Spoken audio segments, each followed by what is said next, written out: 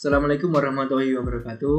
Perkenalkan, nama saya Fajar Anwar Kaputama. Saya dari Prodi Sistem Informasi semester 5. Kali ini saya akan menerangkan materi tentang metode pengembangan software. Apa sih pengembangan software itu? Metode pengembangan software adalah sekumpulan tahap, tugas, dan aktivitas yang dibutuhkan untuk secara efisien mentransformasikan kebutuhan pemakai ke suatu solusi perangkat lunak yang efektif. Macam-macam metode pengembangan software. Yang pertama ada metode waterfall atau metode air terjun. Metode waterfall adalah metode pengembangan perangkat lunak yang memungkinkan pembuatan sistem dilakukan secara terstruktur dan sistematis atau berurutan sesuai dengan siklus pengembangan yang ada. Metode ini disebut waterfall atau air terjun karena dalam prosesnya sistem ini akan dibuat berurutan setahap demi setahap, mulai dari tahapan 1 requirement, 2 design, implementation, verification, dan maintenance. Dalam metode ini, jika tahapan 1 belum selesai, maka tahapan 2 tidak bisa berjalan. Begitupun seterusnya. Semua tahapan saling berkaitan dan masing-masing harus dikerjakan secara detail dan terdokumentasi. Metode waterfall mengharuskan setiap spesifikasi, persyaratan, dan tujuan sistem terdefinisikan secara detail di tahap awal atau requirement and design sebelum masuk pada proses pengerjaan implementasi. Ini dikarenakan metode waterfall tidak mengakomodir perubahan di tengah proses pengembangan. Jadi, apa yang telah disepakati bersama oleh tim analisis dan klien di tahap awal, itulah yang akan menjadi hasil akhir. Berikut adalah alur metode waterfall. Yang pertama ada analisis kebutuhan atau requirement. Requirement adalah proses analisa atau pengumpulan data yang berkaitan dengan sistem yang akan dibuat. Pengumpulan data ini bisa dilakukan dengan wawancara, studi literatur, observasi, atau penelitian langsung. Dalam fase ini, tim analis akan menggali informasi sebanyak-banyaknya dari klien atau user tentang software apa yang mereka inginkan beserta dengan kebutuhan sistem lainnya. Yang kedua, desain. Proses ini akan berfokus pada pembangunan struktur data, arsitektur perangkat lunak, rancangan interface, rancangan fungsi internal dan eksternal, serta detail dari setiap algoritma prosedural. Tahapan desain akan menghasilkan dokumen bernama software requirement yang nantinya menjadi landasan para programmer dalam membuat kode-kode aplikasi. Yang ketiga ada implementation atau pengerjaan. Proses ini akan berfokus pada pembangunan struktur data, arsitektur perangkat lunak, perancangan interface, perancangan fungsi internal dan eksternal, serta detail dari setiap algoritma prosedural. Tahapan desain akan menghasilkan dokumen bernama software requirement yang nantinya menjadi landasan para programmer dalam membuat kode-kode aplikasi. Yang nomor 4, verification atau verifikasi, meliputi pengintegrasian sistem dan juga melakukan testing terhadap aplikasi yang telah dibuat. Sistem akan diverifikasi untuk diuji sejauh mana kelayakannya. Dalam tahapan ini, semua modul yang dikerjakan oleh programmer berbeda akan digabungkan, kemudian diuji apakah telah sesuai dengan spesifikasi yang telah ditetapkan atau terdapat kesalahan error dalam sistem sebelum kemudian diperbaiki ulang. Yang kelima adalah maintenance atau pemeliharaan. Tahapan ini umumnya meliputi tahapan penginstalasian perangkat lunak dan pengujian aplikasi.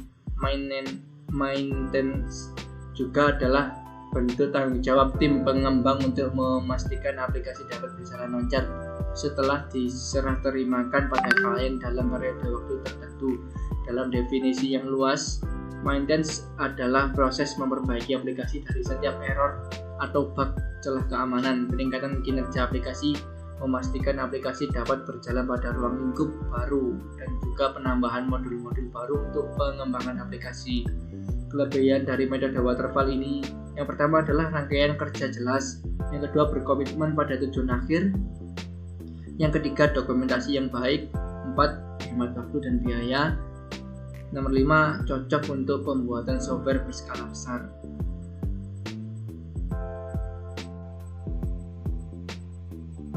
Yang kedua ada metode prototype.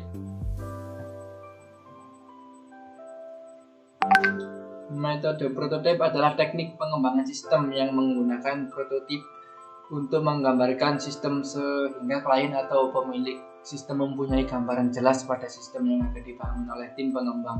Berikut adalah tahapan metode prototype. Yang pertama ada requirements gathering and analysis atau analisis kebutuhan. Tahap model prototype dimulai dari analisis kebutuhan. Dalam tahap ini, kebutuhan sistem didefinisikan secara rinci.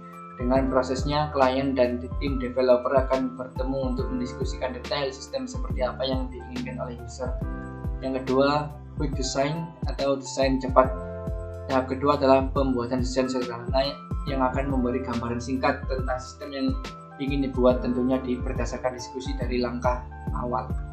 Yang ketiga ada build prototype atau bangunan prototype. Desain cepat disetujui. Selanjutnya adalah pembangunan prototype sebenarnya yang akan dijadikan rujukan tim programmer untuk pembuatan program atau aplikasi.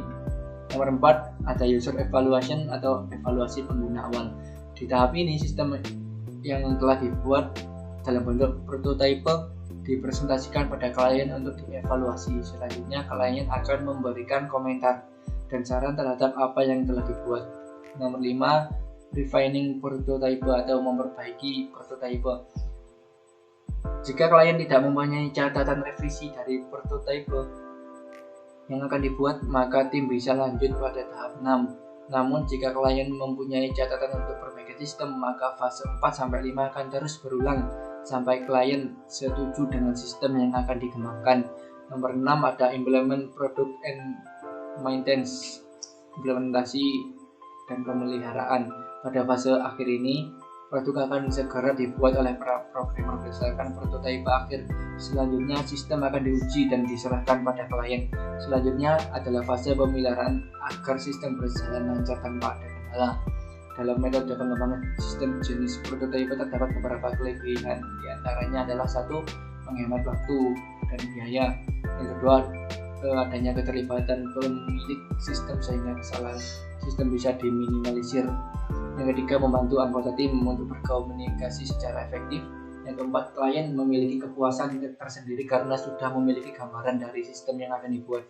Nomor 5, implementasi atau penggunaan sistem lebih mudah karena kalian sudah tahu gambaran sistem sebelumnya. Nomor 6, kemudahan dalam memperkirakan pengembangan sistem. Selanjutnya, memungkinkan klien untuk mempersiapkan perangkat lunak yang cocok dengan sistem yang akan dibuat. Nomor 3, ada metode spiral.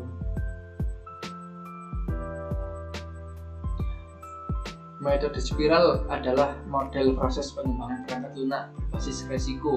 Ini adalah kombinasi dari model air terjun dan model iteratif. Model spiral membantu mengadopsi elemen pengembangan perangkat lunak dari berbagai model proses untuk proyek perangkat lunak berdasarkan pola risiko unik yang memastikan proses pengembangan yang efisien. Setiap fase model spiral dalam rekayasa perangkat lunak dimulai dengan tujuan desain dan diakhiri dengan tinjauan kemajuan klien. Berikut adalah tahapan metode spiral. Yang pertama ada de-application. Pada tahap ini membangun komunikasi yang efektif di antara pengembangan dan pelanggan. Yang kedua, tahap planning. Pada tahap ini ditentukan sumber-sumber informasi, batas waktu, dan informasi-informasi yang dapat menjelaskan proyek. Yang ketiga ada tahap analisis resiko, menentukan apa saja yang menjadi resiko baik teknis maupun manajemen. Yang keempat ada rekayasa, tahap rekayasa, pembuatan prototipe atau pembangunan satu atau lebih representasi dari aplikasi tersebut. Yang kelima ada tahap konstruksi dan pelepasan. Pada tahap ini dilakukan pembangunan perangkat lunak yang dimaksud diuji, diinstal, dan diberikan sokongan-sokongan tambahan untuk keberhasilan proyek. Nomor 6 ada pelanggan atau pemakai. Tahap evaluasi. Ada pelanggan, pemakai, pengguna biasanya memberikan masukan berdasarkan hasil yang didapat dari tahap engineering dan instalasi.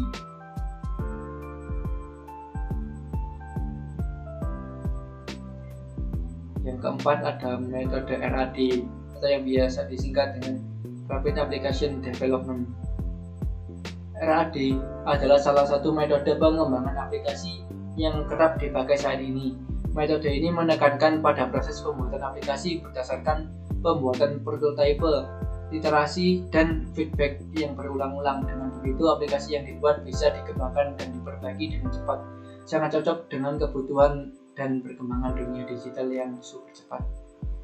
Berikut adalah tahapan RAD.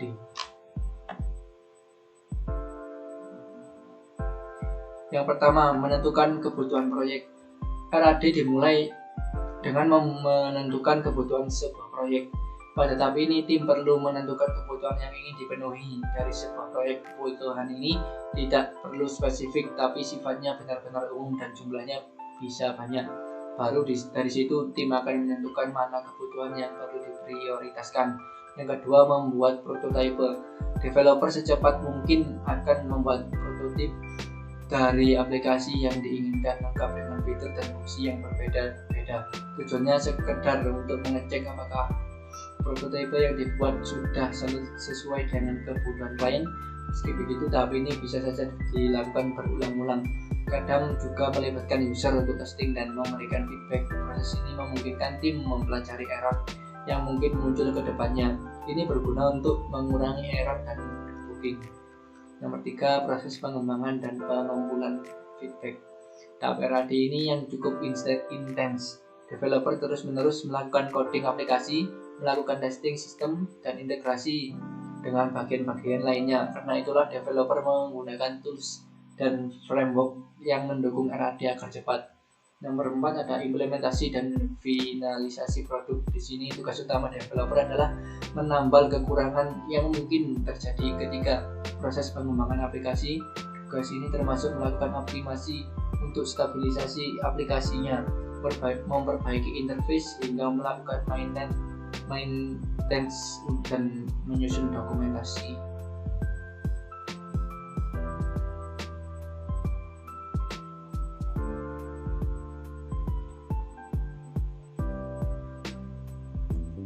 Yang terakhir ada metode agile.